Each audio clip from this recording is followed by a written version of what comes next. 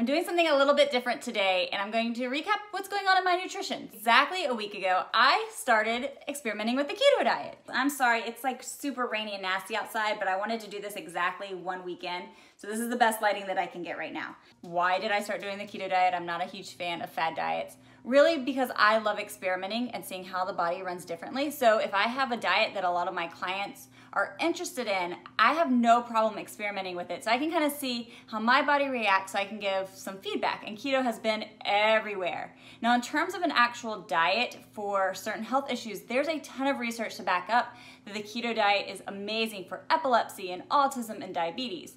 But for weight loss, I was a little skeptical because it is such a tough diet to maintain. I know that it's gonna help people lose weight super drastically, but it's tough to stay on, and I'm really worried that it's gonna turn more into like the Atkins diet where you lose weight and then you can't maintain that nutrition, and so as soon as you start eating normal again, you just gain that weight right back. So I decided to experiment with the keto diet, see how my body responds, and how hard it is to actually get into ketosis.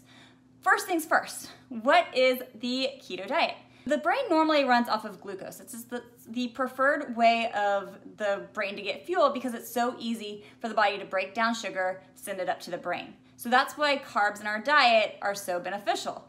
But our body stores about 2 to 3 days worth of glucose in the blood. So if you cut your carbs down, you don't have that glucose coming into your body. It's got to use up the glucose that is stored in your body to fuel your brain. And as soon as it's done, then it's kind of like, oh crap, now what am I supposed to do? There is another process to get energy to the brain, and that's through something called ketosis. So your body actually uses your fat stores to make something called ketones, and then that can be used as a fuel source for the brain. So it's pretty interesting. That's what being on the keto diet is all about, and you get rid of extra ketones through your pee. It takes a couple of days. It's not like you can all of a sudden cut your carbs and the next day you're in ketosis. It takes 2 to 4 days for some people to get into ketosis. And you know when you're in ketosis, I've been using these pee strips and I was really annoyed at first because I'm like, okay, when is this gonna happen? When is this gonna happen?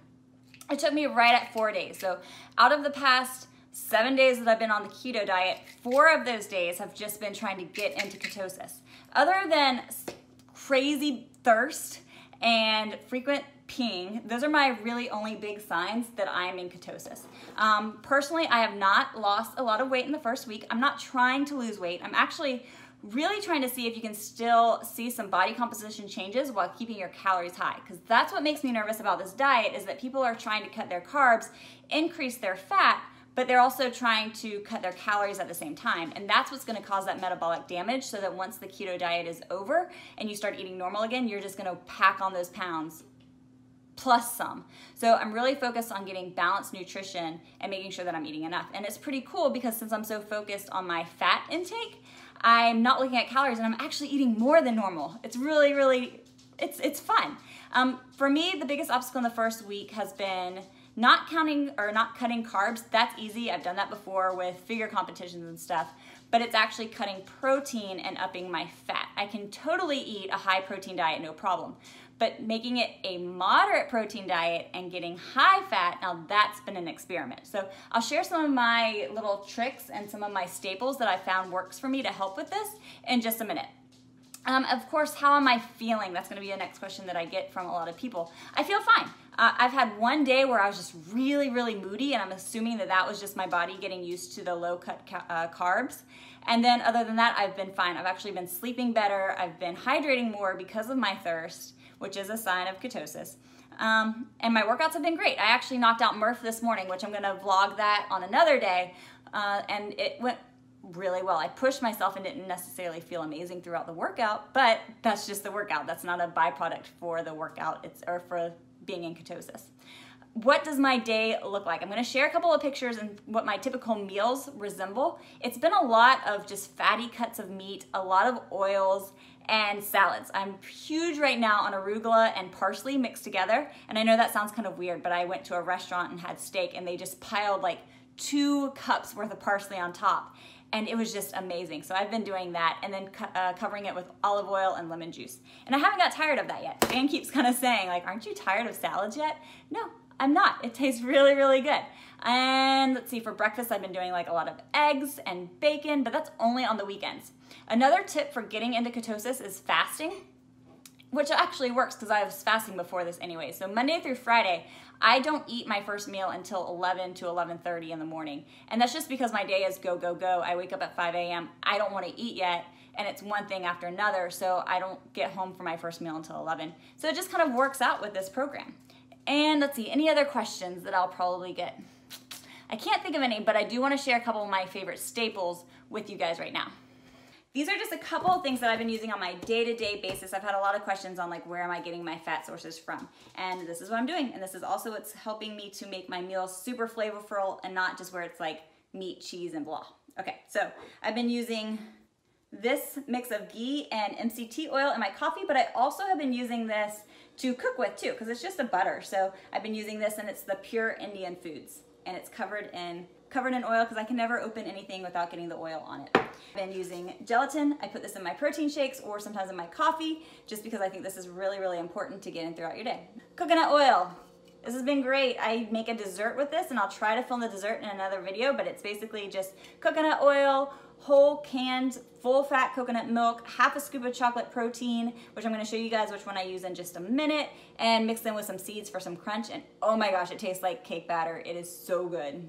All kinds of different seeds. I've been loving seeds lately. So these are the hemp hearts. I've also been using flax seeds and chia seeds and pumpkin seeds because there's a ton of fiber in them. So with keto diet, it's not total carbs, it's net carbs. So if you eat 20 grams of carbs, but then you have 10 grams of fiber in your nutrition, you can actually subtract it out. And so that's actually only 10 net carbs. So make sure if you're using something like MyFitnessPal that you're taking that into consideration, because each day I try to get around 20 grams of carbs, but if you look at MyFitnessPal, it actually says 30, but then I have to subtract the fiber. So that's how that works.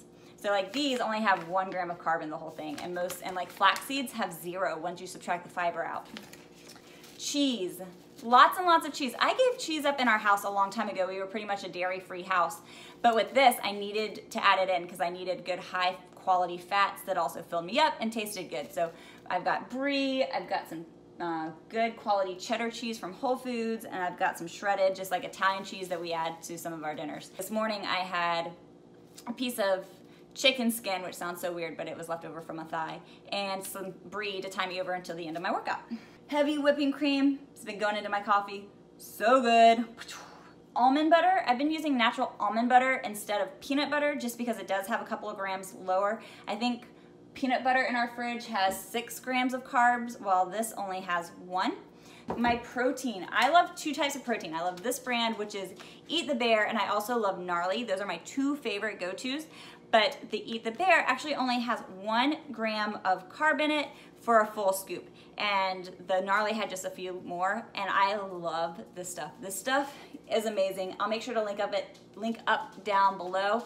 This is the chocolate, but their ice cream sandwich is to die for, and it's high quality. It settles well in your stomach. That's always important. Last but not least, sausages. We have been eating bacon and different sausages almost on a daily basis. This is just a venison sausage that my dad actually had made for us, and I love this because it's homemade, it's all natural, I know where it comes from. It has jalapeno and cheddar cheese mixed in. I've also had some pork sausages from Whole Foods. They had some on sale. Their habanero and chili one was what we had for dinner last night, and I'll make sure to show you guys the picture. It was amazing. So any kind of really fatty meats we've been doing a lot of. Lamb, we've been doing chicken thighs and different steak cuts. Ooh, now that got really, really bad. Sorry, you guys. I'm feeling great. Dan is not doing the keto diet. He is doing a low carb diet, but he's just trying to keep his grams 50, I think 50 grams or lower, maybe 75, and he's doing really well with that and feels amazing. We both have noticed that we are not as bloated, we have more energy, and we are sleeping better. So those are definitely pros. Now, I know the question is, how has my body changed? I don't want to do the hype on weight loss, but you kind of can't ignore it because your body is using fat as fuel.